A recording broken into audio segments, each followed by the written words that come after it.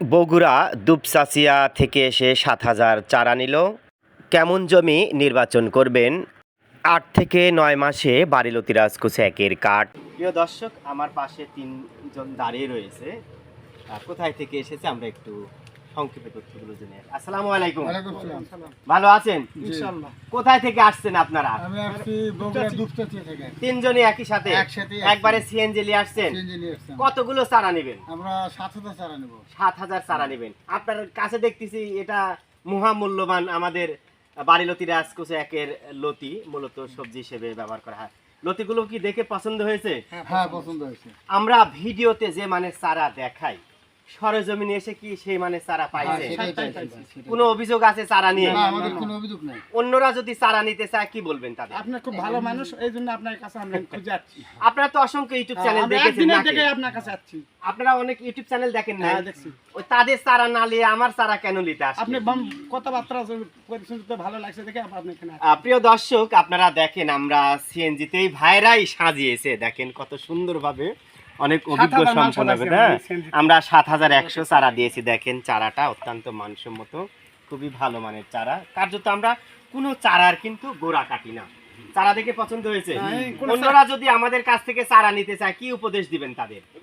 তাদের দেবো আপনার নাম ঠিকানা সব দিয়ে দেবো, আপনি আসে নিয়ে যাবে আপনার এখান থেকে। প্রিয় দর্শক, আপনারা চেষ্টা করবেন কাদার মধ্যে এই পর্যন্ত দিয়ে চারাটা রোপণ করার জন্য।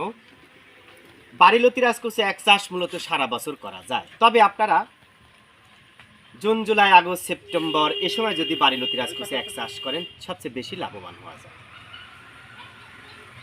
ভালো বীজ, ভালো ফসল, সুস্থ সবল বীজ থেকে সুস্থ সবল ফসল আশা করা যায়। এরই ধারাবাহিকতা আমরা বাংলাদেশের বিভিন্ন জায়গায় অরিজিনাল বারিলতি রাজকুচি একের বীজ, ফুল, পোয়া, চারা সরবরাহ করছি।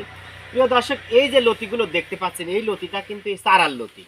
এই দেখেন চারার সাথে এই লতিগুলো, চারার থেকে আমরা লতিগুলো খুলেছি, আর এটা আমাদের গাছ থেকে লতিটা সংগ্রহ করা হয়েছে। খুবই মানসম্মত লতি।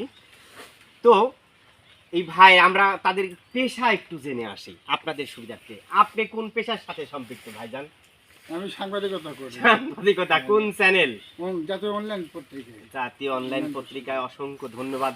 তো আমরা যে ভিডিওটা ধারণ করতেছি, আশা করি আপনিও আমাদের ভিডিওটা প্রচারণা চালিয়ে যাবেন, যাতে আরো অনেক কৃষক সম্প্রদায় এই চাষের সাথে সম্পৃক্ত হয়।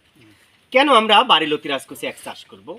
আপনি যে কোনো সবজির চাষাবাদ করেন, তার চেয়ে কিন্তু সময় উপযোগী চাষাবাদ বলতে বারিলতি রাজকুচি এক চাষকেই বোঝানো হয়। কেননা আপনি বাড়ির আনাচে কানাচে যদি অন্য সবজির বা ধানের আবাদ করেন, তাহলে কিন্তু আশানুরূপ ফসল পাবেন না। কেন? কারণ হিসেবে আমরা বলতে পারি, আপনি যদি বাড়ির আনাচে কানাচে ধান বা অন্য যে কোনো সবজির চাষাবাদ করেন, তাহলে দেখবেন হাঁস মুরগির অত্যাচার, গরু ছাগলের অত্যাচার, ইঁদুরের উপদ্রব, নানাবিধ কারণে আপনি আশানুরূপ ফসল পাবেন না। তাই আপনাদের জন্য আমার সুপরামর্শ হলো, আপনি এক্ষেত্রে বারিলতি রাজকুচি এক চাষ করেন।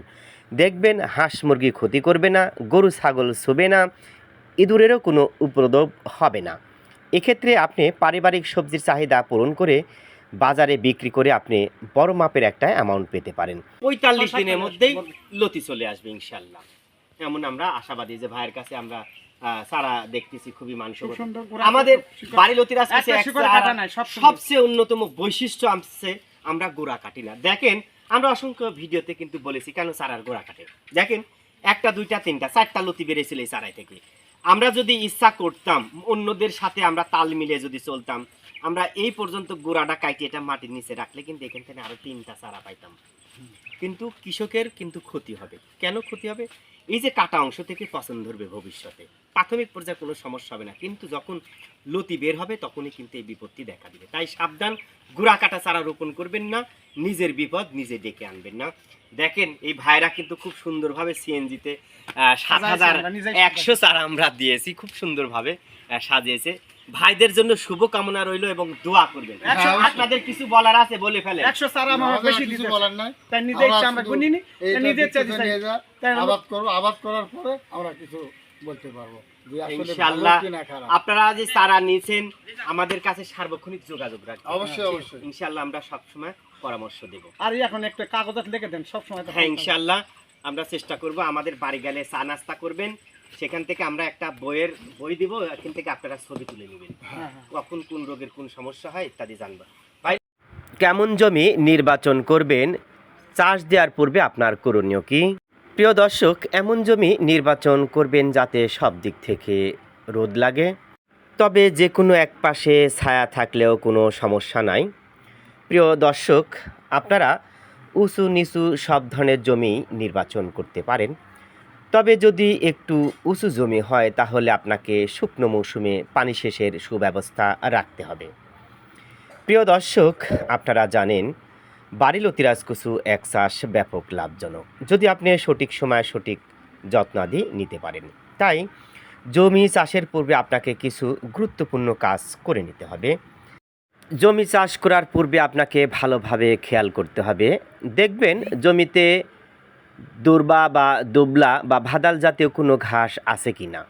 যদি এই সমস্ত ঘাস থেকে থাকে তাহলে আপনাকে আগাছানাশক ওষুধ বা আগাছা পচনের ওষুধ আপনাকে স্প্রে করে নিতে হবে যাতে সমস্ত ঘাস মারা যায়।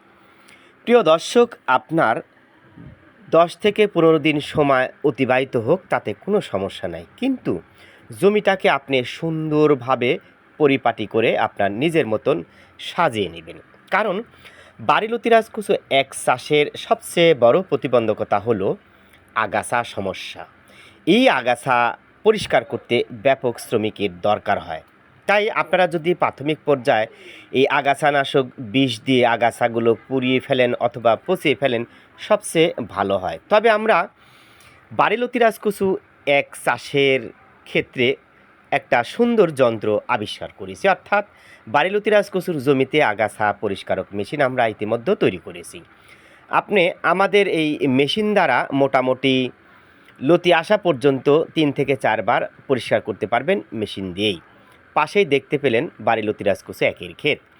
প্রিয় দর্শক, সাধারণত জুন জুলাই আগস্ট সেপ্টেম্বর এ সময় যদি বাড়ি লতিরাজ কচু এক চাষ করেন তাহলে সবচেয়ে বেশি লাভবান হওয়া যায়। কারণ আমরা যে জাতটির কথা বলে থাকি আপনারা দেখতে পাচ্ছেন সেই জাতটির কাঠ মোটামুটি 8 থেকে 9 মাস বয়সে 1 থেকে 1.5 হাত কাঠ কচু বা মোড়া হয়ে থাকে, যা লতি বিক্রির শেষে মোটামুটি ভালো দামে বিক্রি করা যায়। প্রিয় দর্শক, এইটা মূলত চুলকানি মুক্ত, অর্থাৎ ক্যালসিয়াম অক্সালেট এই কচুতে নেই বিধায় গোলা চুলকায় না। এটা উৎকৃষ্ট মানের সবজি হিসেবে ব্যবহার করা হয়ে থাকে। আমার পাশে দেখতে পাচ্ছেন বাড়ি লতিরাজ কচু একের কাঠ মোড়া নিয়ে দাঁড়িয়ে রয়েছে। প্রতি পিস আপনি খুচরা মূল্যে মোটামুটি 30 থেকে 40 টাকা অনায়াসে বিক্রি করতে পারবেন, তবে পাইকারি মূল্য 20 থেকে 30-এর মধ্যেই থাকে। প্রিয় দর্শক, বাড়ি লতিরাজ কচু এক চাষ ব্যাপক লাভজনক যদি আপনি সঠিক সময় সঠিক যত্ন নিতে পারেন। তো আসুন আমাদের বাড়ি লতিরাজ কচু একের জমি থেকে ঘুরে আনি আমাদের জমিতে কেমন কাঠ মোড়া বা কচু হয়েছে 8 থেকে 9 মাস বয়সের।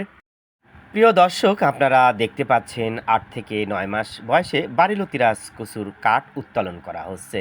দেখেন আমাদের বাড়ি লতিরাজ কচুর কোনো গোড়া পচা রোগ দেখা দেয় নাই, কারণ আমরা গোড়া কাটা চারা রোপণ করি না। আমরা চাই লতি বিক্রির শেষে এই কাঠটা ভালো দামে বিক্রি করে একটি অ্যামাউন্ট পাই। প্রিয় দর্শক, আপনি সারা বছর বাড়ি লতিরাজ কচুর জমিতে যে খরচ করেছেন তাই কাঠ বা কচু বা মোড়া বিক্রি করে সে টাকা উত্তোলন করতে পারেন। দেখেন কোনো গোড়া পচা রোগ নেই, এ দেখেন কাঠটা দেখতে পাচ্ছেন। প্রিয় দর্শক, যারা অরিজিনাল বাড়ি লতিরাজ কচু একের বীজ ফুল পোয়া বা চারা পেতে চান ভিডিও স্ক্রিনে ফোন নাম্বার দেখছেন, খুব দ্রুতগামী আমাদের সাথে যোগাযোগ করেন। 100% নিরাপদ এবং নিশ্চয়তা আপনারা বাড়ি লতিরাজ কচু একের বীজ ফুল পোয়া বা চারা আমাদের কাছ থেকে পাবেন, এমন প্রত্যাশা আমরা সবসময় করি ইনশাআল্লাহ। ভালো থাকেন, সুস্থ থাকেন। ভিডিওটি যদি ভালো লেগে থাকে প্রয়োজনে শেয়ার করেন এবং আপনাদের মতামত কমেন্ট আকারে জানাবেন। ভালো থাকবেন, আল্লাহ হাফেজ।